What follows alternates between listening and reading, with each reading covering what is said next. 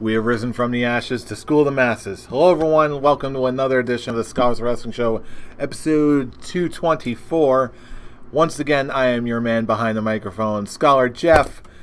To my right, the current reigning and defending Scholars of Wrestling champion, Scholar Tarek. Really? And Mr. Scholar in the Bank, Scholar Tarek. Mr. Scholar in the Bank, the two-time reigning, defending, undisputed Scholars of Wrestling heavyweight champion of the world. I'm going back on hiatus. Unless Hey, we were Scholar all Brian, on hiatus, man. Unless Scholar Brian gives me a reason to stay.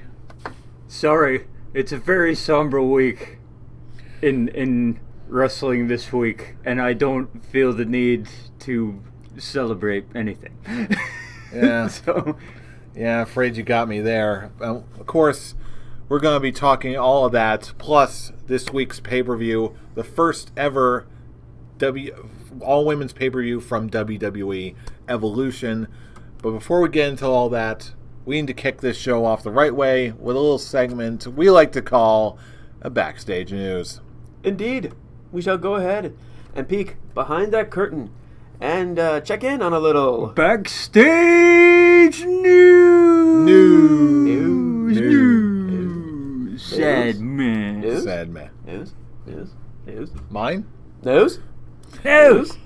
But yes, if you're paying attention to the wrestling world at all, you know what we're talking about. The surprise announcement, this came out of nowhere, that not only has Roman Reigns been battling leukemia for the past 11 years, but apparently it's back, which led to Roman Reigns on this week's episode of Monday Night Raw, him vacating the Universal title and going off to deal with the leukemia. You knew something weird was going on when you heard over the weekend that he missed shows without explanation or anything like that. Because one thing, whether you like the guy, whether you like the character, whether you don't, the one thing everyone was like, this dude comes to work. This guy doesn't miss shows. And if he does, it's for a really good reason. So what the hell's going on? And then he comes in, and normally when he comes out to the ring, he's in the Shield gear. He's ready to go and all that. So he comes out walking out on Monday in t-shirt, jeans, and All he needed was a fanny pack, and he looked like The Rock, that classic Rock picture. And And you're moment killed. You're like, okay. You know something I'm right. something is Yeah, seriously I wish you wrong weren't. here. You're like, okay, something is seriously wrong here. And then you were expecting something like, oh, I'm injured, I'm gonna be out for a couple months, but I can't hold the title or anything like that, because that was what was believed during the day. Like, he's hurt, he's gonna be out for a little bit, something's gonna happen on the show. And then he dropped that bomb that nobody was expecting. I don't think anybody even knew. Nope. Nobody outside the WWE knew that he had battled leukemia once before. The one thing about this is, I was on a cruise that all of last week, so pretty much when I got back, I heard no news about him missing shows or anything. So I'm just going into Raw thinking it was just a normal show, and him coming out in street attire, I was going, that's a new look for him. And then literally he dropped the bomb about him and leukemia, and then my jaw literally dropped. As soon as he came out and was like, I'm not coming out here as Roman Reigns, I'm coming out here as Joe. I'm like, oh shit! Oh, something's going on. This is serious. Something really weird is happening. And then he said, I went to the doctors. I've been battling leukemia for 11 years, and yeah, it's back. I'm like, oh. And from what was written, only the high officials really knew what he was going to announce. Yeah, like all commentary didn't know. They were expecting it to be just a normal show. When Dean and Seth came out, that was their natural reaction because they just found out too. Yeah, they found out with this announcement. Everything so you got that the real emotion out of everyone. Corey Graves was bawling tears because they were great friends when they were in the NXT and the FCW. And together, did you watch that video of like the backstage Yeah. after? It really hit an emotional spot, and then just hit. And I will say, I actually got a legit laugh when he was out in the parking lot and he's just looking. He's like, "You guys are still following me? Come on, let's stop with this." Yeah, Stop with this. that was the first time like you hear stuff about Roman Reigns backstage, and that was the first time like you actually saw how respected he is backstage and all that. So it's like, yeah, the fans don't like the guy. Don't like the character. Don't like the character. You got it. That's the part. The fans don't like. Even I've made that clear on the show many times. Yeah. I've never had a problem with him wrestling wise. It's just how his character was presented. The fans don't like the character. The critics don't like the character, but there's never been anything against the guy. And except for those douchebag fans. Yeah, and you hear all this stuff about him backstage. And you've got the fans going, that's not really true. You can say that. There actually is some talk of people saying, "Oh, this is just another work that WWE is trying to get Roman Reigns a face, to get the face response." And to that, I was like, no. I mean, if it does end up being that, I would just be like, screw you, WWE, messing with my emotions like that. But I don't think it's no, that looked too real. I will say, however, this is not a contrary opinion or a take on this at all. But like you, I was away for a while, obviously. I got back late. I did not see this opening segment of Raw. I opened up my Twitter, and I just see everyone just outpouring the support. Wow, Roman Reigns is the man. You got this big dog. I'm like, what the hell happened? And then I heard what the announcement secondhand. I did not see the actual announcement. So the emotional connection didn't really happen yet. So I was still in that like knee-jerk reaction of just like, okay, give it a rest. It hadn't really caught up with me yet. So then again, I gave it some time. I watched the segment. I really processed it. And it really started to hit me like, okay, this, as strange as it might sound, at least for his health, for his career, doing it this way has a lot of upsides. First off, the Roman Reigns problem, as we've been defining it, in my opinion, has always been twofold. The performance of Roman Reigns as a on-screen talent, and the way that the corporate entities portray him on TV, his booking. Mm-hmm. The first part, him as a performer, that was more the early stage, when he was just surrounded and pushed above and beyond people who were very clearly better than him and more prepared. Nowadays, that doesn't really... He's caught up. He's improved dramatically. He's more competent in the ring. He's still not great on promos, but he's still okay. They were working it to his advantage. Yes. Keeping his promos short, simple, and to the point. Yes. But early on, they were doing him no favors at all. Mm-hmm. I mean, suffering succotash. That whole Big Show. He pushed it. They pushed Which one's the Big Show? There was a SmackDown promo with the Jack Big and Show. the Beanstalk. Jack and the Beanstalk. Oh, God, I forgot about that. They pushed him way too fast, way too hard, way before he was ready. He fell on his face, and he looked like a buffoon. Now he's improved, yes, so that part doesn't even qualify anymore. The second and arguably biggest portion, in my eyes, that contributed to Roman Reigns not quite reaching that upper echelon with the fans is his portrayal on TV and just the knowledge, or at least the perception, that he is the corporate hand-picked guy. He is the big dog. He is going to be the next generation guy who wins all the time and hijacks all shows. Even if that's not the case, because I'm sure we can point to a whole bunch of different times when he put so-and-so guy over, or he lost in this match, or blah, blah, blah. You do the math. In my eyes, he needed something big to shed people's perception of him being the corporate face, the corporate choice, the corporate choice above all others. He needed something big to shed this perception and get some genuine reactions.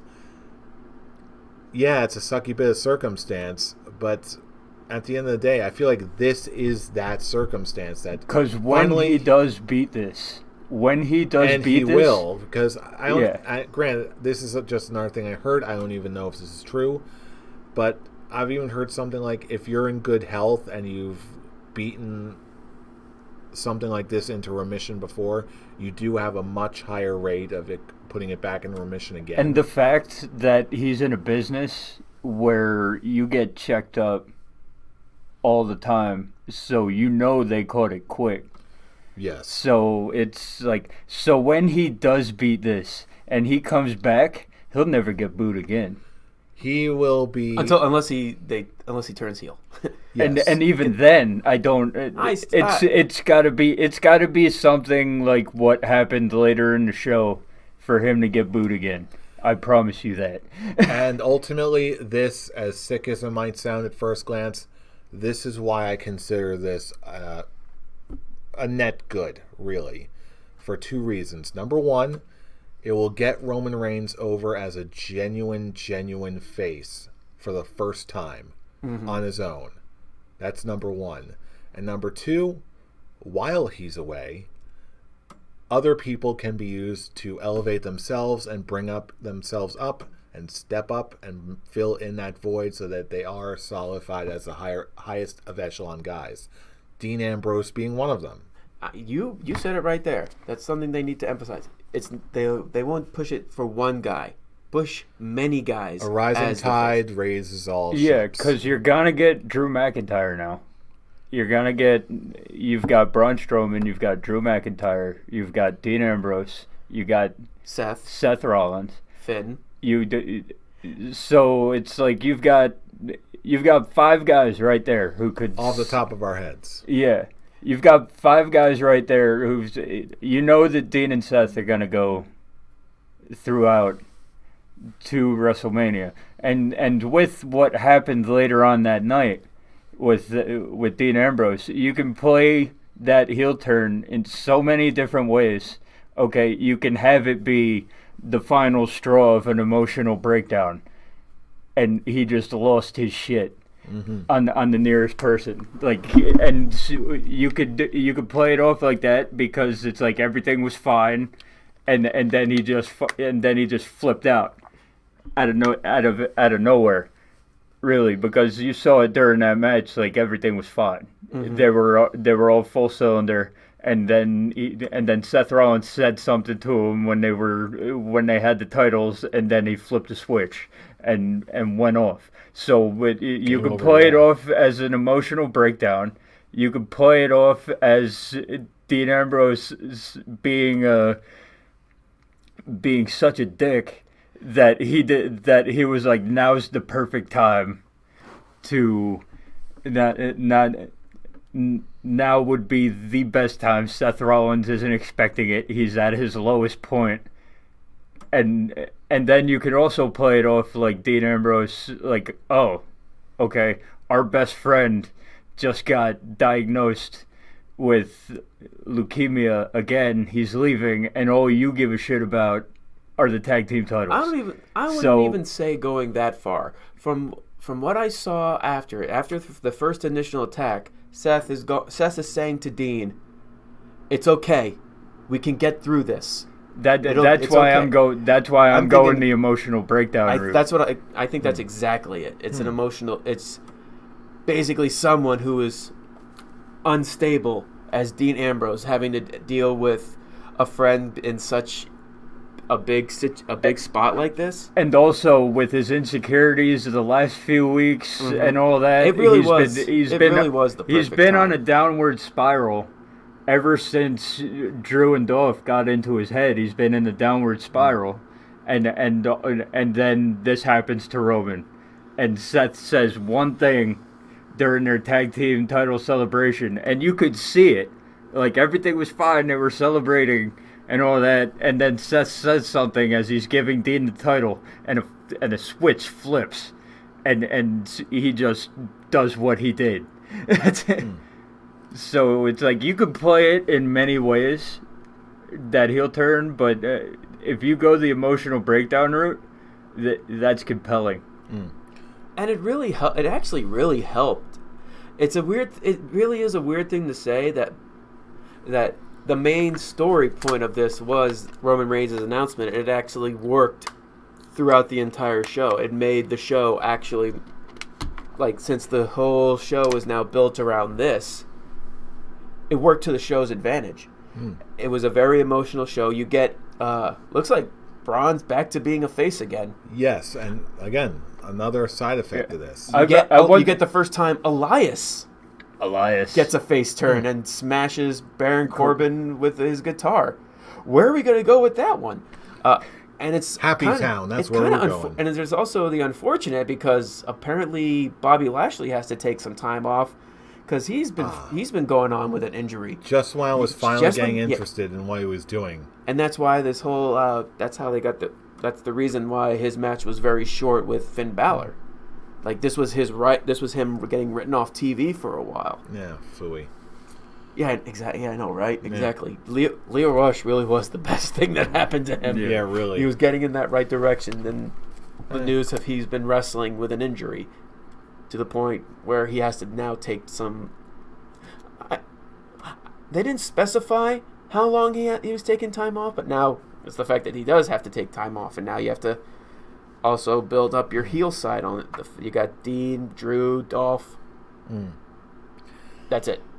Yeah. But all in all, it actually made Raw it was a great show. It really was. Yeah. I was excited to watch it for the first time in a long, long time. And now it's like there's no way that you can't tune in next week. You have to just to see what Dean's mindset is. What was that heel turn actually about? What actually was it an emotional breakdown? Was it? Yeah. Was it because of Seth title hunting while they're best friends in the hospital, which is what Dean's contention was when he was in the hospital. So it's it's very compelling.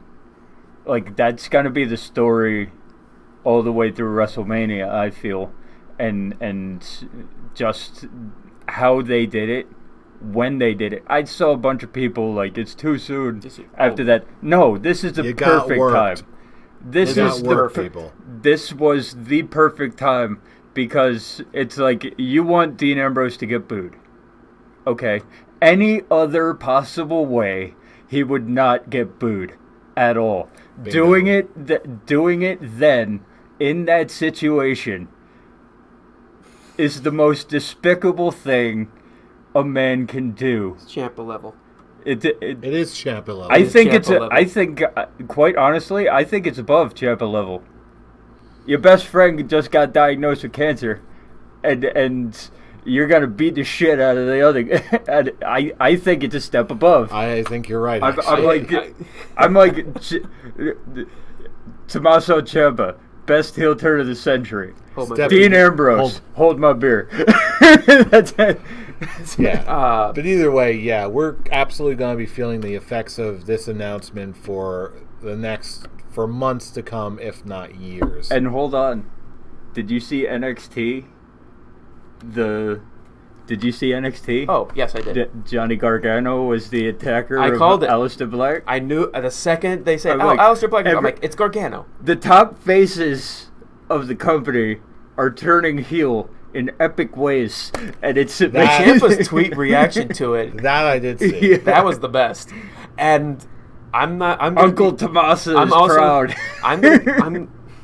I love when people are like, oh, if you said you saw this coming, you're a liar and full of shit. I'm not gonna lie, I didn't see it coming, but I made a joke. I'm like, imagine this is the night that Dean finally turns heel after this. That would just be absolutely perfect. And then it happens. Like, all right, it's one of those things where I make the joke about something and then it actually ends up happening, and I'm just going, I really need to keep my mouth shut. But I will say this actually this was perfect. Yes, it is. And you know what? Again, we wish, in all seriousness, Roman Reigns a speedy recovery. Mm-hmm. Get well soon. And I'm not calling you big dog. You just did. No. The fact that you actually did acknowledge life just hit a finisher. I'm acknowledging that the nickname exists. Let me put it this way, okay? Just don't say Life just hit a finisher on Roman Reigns, and this time we want him to kick out at 2. That's it. I'll just say how I said. I'll just say what I initially said in my post, like first reaction. He went through his entire career on that Super Mario star, just taking down the competition. This is the one where he will find that Mario star and overcome this obstacle. Mm-hmm. Absolutely. So we'll see you soon. In the meantime, the show will go on, including this weekend's show, the all-women's WWE pay-per-view Evolution. The show that WWE seems to do a terrible job at promoting. Yeah. Yes, but let's see if we can do a better job predicting it. Starting with a 6-woman tag match with Sasha Banks, Bayley, and Natalya versus the Riot Squad. Basically, the match we've been seeing on Raw for the last, God knows, For the last 3 how months. long? Ever since they stopped that one time just so we can have the Bellas and Ronda Rousey versus the Riot Squad. But other than that, it's been Riot Squad versus Sasha Banks and Bayley. Now just add Natalya in this spot. All right, so who wins? All right, I guess I'll go first. Champion goes first. New recently announced match, and looking into it, I do want the Riot Squad to win because Ruby Riot needs the win, but just like this Super Showdown and Crown Jewel, this is nothing more than a glorified house show. And with Sasha Banks just coming back with whatever she disappeared doing, I'm going to pick Sasha Banks, Bayley, and Natalya to win this one. This is just, welcome back Sasha match. Especially after her one-on-one match with Ruby Riott this past week, and she lost. Yeah, I like the Riot Squad better as a group. I enjoy when they come out. I enjoy watching them perform their shtick. You enjoy them tossing garbage around backstage? Yes. It's like, okay, let's start a riot. A riot. Let's start a riot. These things write themselves. Yeah, but that should be their theme. But basically, why is it? Seriously, why is it? Because the WWE can pay for a lot of shit, but they can't pay for licensed music. Apparently, What? You spent some of that Saudi money already. Wasn't that in a video game? Yes, it was. Yes. It was one of the So why not? Because Because that was THQ. Because that was THQ pay for that video game. Okay, touche. You got. That wasn't WWE. But they could. I also agree with you. Okay, that it's Sasha's welcome back match. She just lost to Ruby Riott. 50-50 booking means Sasha Banks will pull out the victory. As much as I wish I could come up with a better reason why this would not happen, I gotta join you guys on Sasha Bayley and Natty too. I mean, I really want the Riot Squad to win, but I'm just not convinced that this is going to happen. It's just not the time. They don't have the guts. There. But moving on to one underrated match, to something else. We've got Trish Stratus and Lita versus Alexa Bliss and Mickie James. What do you make of this one? I'll just come out and say it. Trish Stratus and Lita will pick up the victory. Yeah, this one seems fairly obvious to me. Again, this seems like a reunion tour for Trish and Lita. Yeah, it's like I don't need to explain myself really, because it's Alexa Bliss probably won't get pinned. It'll probably be Mickie James. But the big question is whether or not Alexa Bliss actually is gonna be in the match, because from what the whole story is, she may have a busted nose and a concussion, and she got a concussion at a house show this past week against Ronda Rousey. So her being in, that's the main reason why they threw Alicia Fox in on this past Raw, because she may get replaced. Yeah, and if it's definitely that, then it's definitely Trish and Lita. And for me, it's like, it depends on if Alexa Bliss is actually wrestling or not. Because I feel like her getting the win actually would benefit, especially since the big story is Trish and Lita actually are staying around for a while. They actually are being a presentable part of the show. But interesting. It's also that fact of WWE always loving their nostalgia acts. The nostalgia acts, it's like they still have the same power from when they were in their prime, that type of ordeal. So I'm also going to go with Trish and Lita. Okay, that makes another three-way tie for this one. Plus, it's Trish. Trish is my girl. Trish has been my girl for a long time. That's why I loved about this match. Alexa Bliss, my girl of today, versus Trish Stratus, my girl of yesteryear. Okay, but I'll have my time later. Trust me. I love you, Trish. All right, enough of these three-way ties. We need to come up with something new, and this is pretty much guaranteed to be anything but a three-way tie. Should we come up with a three-way tie? It's time for the women's battle royal. Winner gets a future women's title shot. Any predictions here? Let's see who predicted last. I did. So it's you first, fool. Okay. Hopefully I won't regret this one. But after thinking about it for a few minutes, initially this was kind of tough. But I'm thinking about it. I'm trying to come up with names. The first name that comes to mind is Nia Jax. I tried to think of some NXT ladies who would be brought up. Are NXT women in this match? I wouldn't doubt it. Nikki Cross would be my first pick, but she's still neck deep in a storyline there, so I don't think she's quite ripe yet. It's a battle royal. It would look good. And as much as they've got some nostalgic names coming through, are you looking up whether or not Nia Jax is involved in the match? Oh no, I know she's involved. I know they have a list of the announced participants. Let's see. Okay. The announced ones: Tamina, Billie Kay, Peyton Royce, Ember Moon, Alicia Fox, Nia Jax, Dana Brooke, Asuka too. Mandy Rose, Sonya Deville, Carmella, Lana, Naomi, Tori Wilson, Michelle McCool, Alundra Blaze. Wow. Really? Ivory, Kelly, Maria Kanellis, Molly Holly, and Zelina Vega. Those are the announced ones. There's no NXT women. And then again, it could be Asuka. They could set her up for another win any one of these days. I'm still going to go with Nia Jax just because they've already done the whole winning a battle royal thing. She already won the first women's battle Royal Rumble rather. They've already gone that route with her with Asuka. I'm thinking it could go any number of ways, but my gut is telling me Nia Jax. For me, it's actually a toss up. When it comes to it, it's down to two names.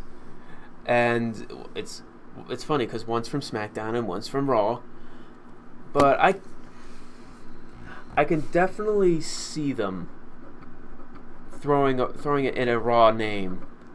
and it's going to be someone who who is relatively new to the roster, who hasn't won the women's championship yet, who hasn't even gone for it. I'm going to go with Ember Moon. Yep. Because I feel like they didn't clarify when they're going to get this title opportunity. It's just you're going to get a title opportunity in the near future. And it's actually funny. I see the final two being Nia Jax and Ember Moon, and they seem to be building something with those two. Even though they've been teaming up, you can see that at first Ember Moon beat Nia Jax, then they've been teaming up, and it's been Ember Moon getting most of the highlights of them being a team. So I can see them building something around that. I would say Ember Moon waits her turn until I say she takes the next Women's Royal Rumble. And for the time being, Nia Jax takes this one. For me, it came down to two. Probably the same as Tarek. After your prediction, I want to hear what your two was. I'm going to go mostly because I want to see this match after tonight. I really do. I've always wanted to see this match. I am going to go Asuka. Do it. She was my other one. I'm going to go Asuka because I really want to see. I don't want what's rumored to happen because I want to see the match I want to see. I'm looking at all the champs here on the piece now. I'm seeing them all. Yeah, any number of those would be. Yeah, any one of them would be great. But my other choice was Ember Moon. It was a toss between those two. Yeah, so all right, I was got like something interesting. So it's like emotionally. Just watch, we're all going to be wrong. And logically. Just watch. Kelly's going to come back and win the damn thing. I was gonna say Michelle McCool. I was going to say Mrs. Taker. You're welcome, WWE. Enjoy your ruined main event. Imagine if it was Zelina Vega. That would be cool. I'm starting to really like her. Yeah. But anyway, now it's time for my turn to have a little bit of fun. It's the finals of the 2018 Mae Young Classic. Io Shirai versus Toni Storm. This is actually very interesting because I haven't watched the Mae Young Classic this year. You should. But I have been looking into these two, and from what I'm seeing, I'm gonna go with Toni Storm, just because it'll be good publicity for the new NXT UK. And I won't even go like that. I'm just. It feels watching this tournament like it's the coming out party for Toni Storm. So you're going Toni. I'm like she got the whole celebration after the semifinal win. It's like she's gotten the best matches out of anybody else consistently in that tournament. And she's also the one who, in last year's tournament, everyone was high on. Just ask Jeff. Jeff is going nuts for Toni Storm last year. Me likey. So I'm like, it feels like with the popularity that she had coming out of the Mae Young Classic last year, and everything that's been going on in this year's Mae Young Classic, I'm like, it's her tournament to lose at this point, and I feel like it's not gonna happen. Like this tournament is Toni Storm's coming out party, and I'm 99% certain like this is actually easier than I thought it was gonna be to predict. It's not easy for me, although I am going to go with Toni Storm as well. I am so glad that they seem to be doing what they're doing with her. However, I wouldn't have put it with like 99% certainty. I'm going to say maybe 75% certain for me. If for only reason that Io Shirai is still, in the world of women's wrestling, is still a very, very big deal. We're talking about former tag team partners with Asuka levels of notoriety, and they've all gone off and done their own thing, I grant you. But I'm going to go with Toni Storm here, not just because I'm a big fan of hers, but also because I feel like, again, this might be a hot take here, But I feel like it would be redundant if they had another Japanese import come in and win the whole thing. I feel like that would be kind of redundant, and it would sort of start people all over the internet would start memeing it up. So that aside, Tony Storm has had a hell of a run. Like you said, for all those reasons and more, I think it's Tony's year. Tony takes it. So moving over from one winner of the Mae Young Classic to another, we've got Kairi Sane versus Shayna Baszler, the rubber match. We've got the NXT Women's Championship on the line. Gentlemen, who do you got? I'm going to go with Kairi Sane. Mostly because I think Shayna Baszler's ready to come up to the main roster. Maybe team up with Ronda Rousey. Start that little 4-horsewoman versus they've been playing on backstage. The Charlotte doing all that deal. So that's my main reason, and one, I like a good underdog story. And it's a rubber match, and in rubber matches, heels rarely win. So I'm gonna go Kairi Sane to retain, and I don't expect the NXT title to change hands on a non-NXT show. I don't expect it. So I feel like Shayna Baszler's ready to come to the big leagues, and I want Kairi Sane to hold on to the title longer than she has. I'm going to go with Shayna Baszler on this one for the more or less the opposite reasons that you said. I think that Kairi is ready to be called up instead. I think they're going to use Shayna as a bit of a heater for whoever wins this year's Mae Young Classic, and whatever other new girls come up, because most of them are faces at this point. Whoever they sign from the Mae Young Classic, most of them, with the sole exception of UK She-Hulk, what's her name? I'm blanking on her name. The one who injured that one girl. Well, Rhea Ripley. Rhea Ripley, yep. Thank you. Huh. Yeah, I'm going to go with Shayna here, just because not only do I see a lot of alternatives to her winning this, but you got to have some heels win on this card. And just looking at the way I think the rest of the card is going to go, I'm thinking Shayna has a slightly better chance of winning this one than Kairi. Fool, your thoughts? I was gonna pick Kairi Sane, but you actually changed my mind, Fool. You convinced me. So I'm gonna go with Shayna Baszler as well, because I was thinking the exact same thing Brian was, but with what you said about with the new faces coming into NXT, she's that champion to basically be the newbies try and get the best of me type of deal. Yeah, you changed my mind on that one. Why do I feel like that's a first?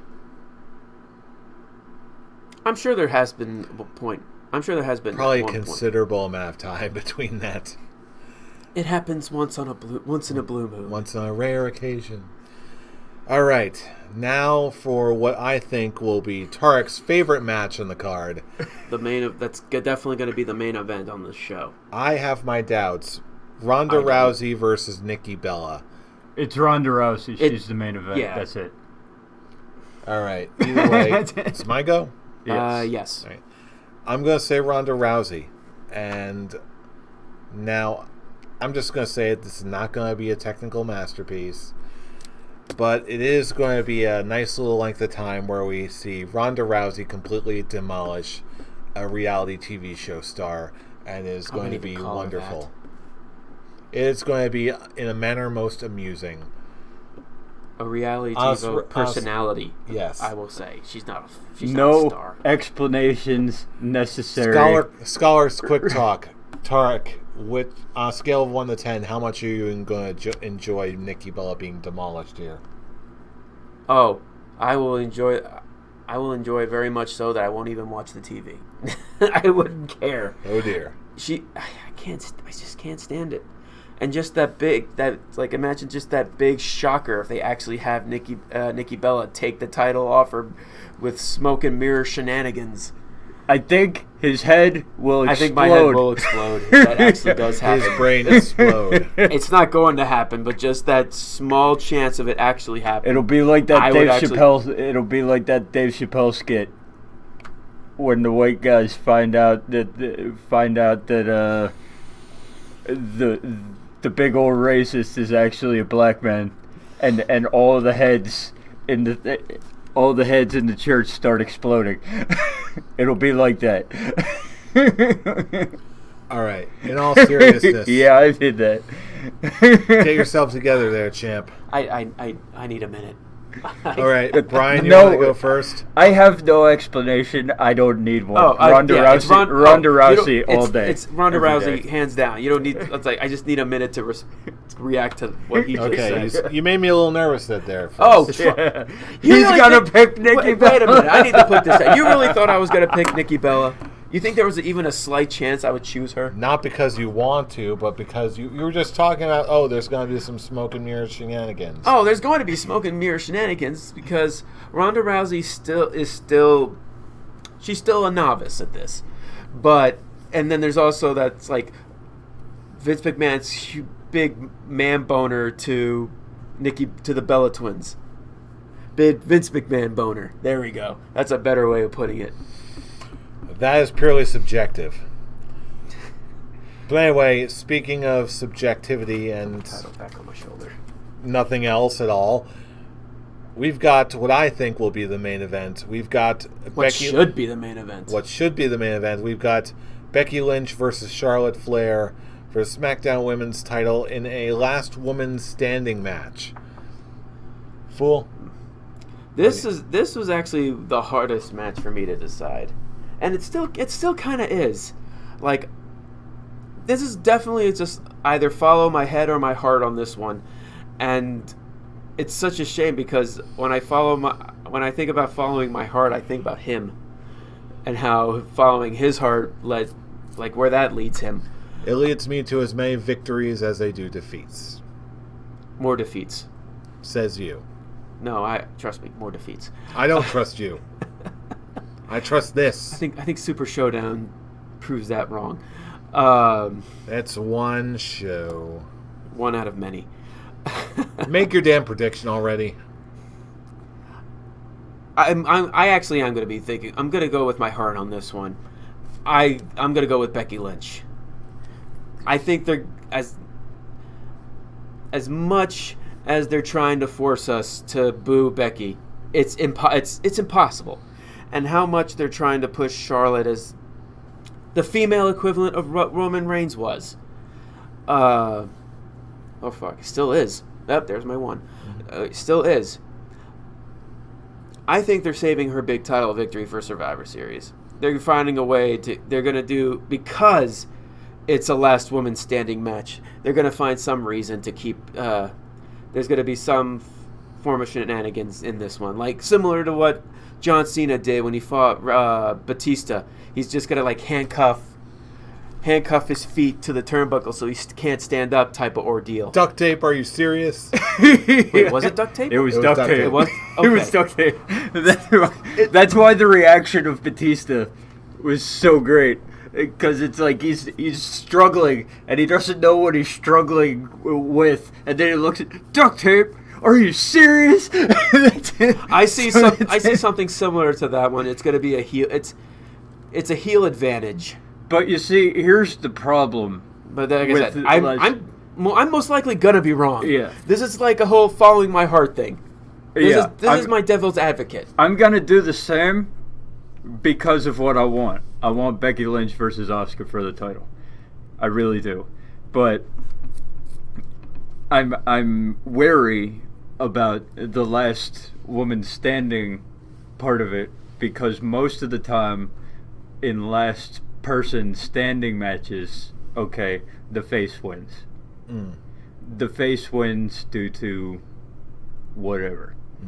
So it's like I'm wary. So, but it's like there's more. I'll say it. I'm sick of Charlotte. I really am. I can see that. I can't, and it's gotten to that point. Like I have a bigger problem with Charlotte than I ever did with Roman Reigns. Let me put it that way. And Okay, because at least with Roman Reigns, okay, he wasn't always in the title picture. And most of the time when he was going for the title, he lost as much as he won. Okay. So, but with Charlotte, okay, what has it been? 2 years? About. And she's been champion, what, 7 times? She's trying so hard to catch up with Daddy. And you know what? No, I can't do it. That's... So this is a following of your heart as well? Yeah, it's like Becky Especially Lynch. you. This is your heart and your penis. But it's like, if it was anybody else... You know how Brian is with Becky Lynch. Yeah. You can't argue that. With anybody else, like, I'd be thinking clearly and be like, I could see Becky Lynch losing here. But it's like, it's Charlotte. No. And it's done. Becky Lynch, your dream weaver. Yeah, but as I said, okay, with anybody else, I'd take it into consideration that Becky Lynch could lose. Okay, but with Charlotte, no. You know No, what? Charlotte must lose. I think everyone is following their hearts here, not just us. I'm going to go with Becky Lynch as well. Not just because we love Becky Lynch, but is a fact, everyone loves Becky Lynch. She is just way too damn over. She's just way too damn awesome. Yeah. She's too good. Just so cool. Too good. She made Edge look like a bitch on TV. She really did. That's God. all I need to do. Oh, I don't. That was I don't like wonderful. myself. I love myself. I'm like, Don't break your neck coming out, going out the ropes. I'm like, you. Like, wow, Becky, you are just so. She's Savage. It's bro. Savage. It's Dragon Ball Z abridged Broly. Oh my God, she's just so cool. She's just so goddamn cool. And anybody who could do that and still have the crowd love her, if you take the title off of her right now, what the fuck is wrong with you? There's my one. They are trying their damnedest to get Becky to get booze on Becky, and we're just Not like, ever gonna work. It's like, you can't manipulate us. No, it's like, why would we boo this person who just made one of the greatest superstars of all time look like a complete bitch on TV? That's it. Why would we hate you? That's it. That's awesome. And there we are. So anyway, now you've heard what we think of what is going to become of WWE Evolution. Now we're turning it over to you, our listening audience. Wait, before you do your closures, before we do the closures for the show, I have to say something for the both of you. I said it when I first won this title that I'm going to make this title reign very, very interesting. And before you can think, no, I'm not defending the title on this. And I'm not going to defend the title on Crown Jewel. Those two events are the main focus is going to be between the both of you. Where Explain. what I have in mind is I'm kind of having like a number one contendership between the both of you, and whoever between you two gets the better score of both Crown Jewel and Evolution will face me at Survivor Series for this Scholars of Wrestling Championship. Oh, you smarmy Malamar. I'm going to take that title off of you. But And if he doesn't- but first you have to get through Brian. And if he doesn't, then I certainly will. I'm not just throwing title matches willy-nilly. I'm making you boys earn that title shot. Whatever you say, Golden Grams. All right, let's get... Hey, do you like it? By hook or by crook, I'm taking that damn title. What do you say to that, Brian? He doesn't... we have a healthy respect for each other. And we have a healthy disdain for the man holding the title. So, okay. Good luck, good sir. You as May well. the best person win, and may the best person handily take that title away. All I'm gonna say from that is arrogant. all I'm gonna say is I like Golden Grams. If I didn't like you, I'd call you something like Bran Flakes or something. Yes. All right. Cookie Crisp. You don't like Cookie Crisp? I don't like Cookie Crisp. If we're calling ourselves cereal, then I'm Cinnamon Toast Crunch. I am the taste you can see. Pitch your Lucky Charms. Anyway. Damn right, I'm Lucky Charms. I have this. I have the beef case. You have the beef case? I have the beef case. On that note, I've been calling the Scholars of Wrestling briefcase the beef case. I've been calling it that for months. So I have this. I have the beef case. You guys can't really say anything. I don't want to say anything. That speaks for itself. I think Beefcase speaks for itself. Yeah, I think we've said all we care to say on the matter. As the champion, I just love putting smiles on these two guys' face. I like giving them a chance to prove that they are worthy of going after this beautiful title. Calm the hell down, Grape Nuts. Prove ourselves worthy against a man who can't say briefcase.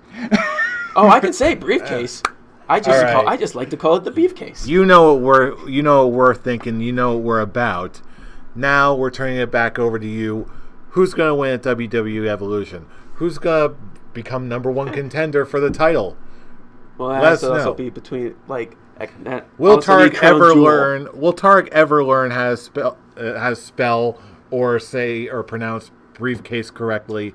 The world briefcase. I can say it. Okay. I just call it the beefcase. Play the gimmick. No, I am playing the gimmick as the scholar. You two are trying to get up to my level. All right. Show us some love all across the internet. If you're joining us on YouTube, they're never going to be on my level. Just comment on our YouTube videos. Join us on Facebook. Just look us up under the Scholars of Wrestling Show. And of course, if you want to answer any of us directly, including Scholar Tarek, you can check us out on Twitter. Starting with our main page at ScholarsOW. Tarek, where can you reach you? You can reach me, the Scholars of Wrestling champion, the Mr. Scholar in the Bank, at the Avataric. Scholar Brian, where can he reach you? Atomic Beanpole. Because that's all you got. And you can meet me at I'm Robbie Rage. Aww. You can join us for all the fun. Join us for all the live commentary. Okay, whoa. All right. Get back in your seat. All right. Get back in your seat. No! We'll see. Okay, you know who we are. We're the Scholars of Wrestling. You have just been schooled. Did you give your tag? Yes, I did. Okay. I'm Robbie Rage, all one word. You know who we are. We're the Scholars of Wrestling, and you have just been schooled. You're welcome. See you all at Evolution. Whoa.